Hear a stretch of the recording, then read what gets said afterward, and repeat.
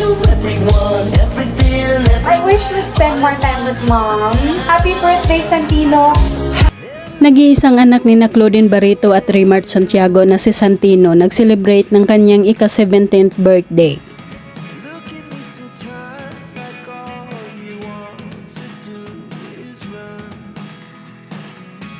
Hear me out, hear me out. Maraming netizens ang namangha sa kagwapuhan ni Santino na parang Korean actor ang dating at kamukha ito ng kanyang ama na si Raymart, lalo na ang mga mata nito.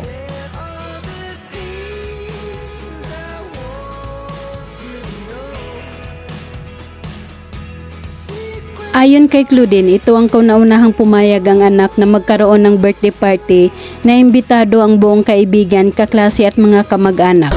Thank you sa family ko, to the friends of Santino. I'm really thankful that you guys are all here and let's enjoy tonight! Mas matangkad pa kay Claudine ang 17 years old niyang anak at pumagit na silang mag-ina para hipan ang kandila.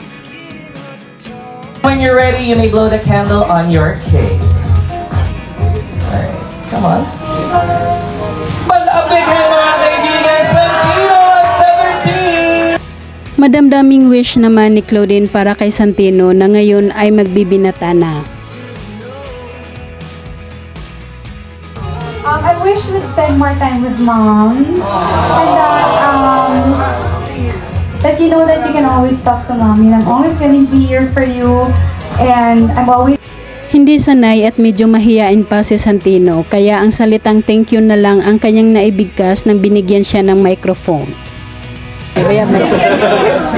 Mami, ilan po? Thank you. In Chinese.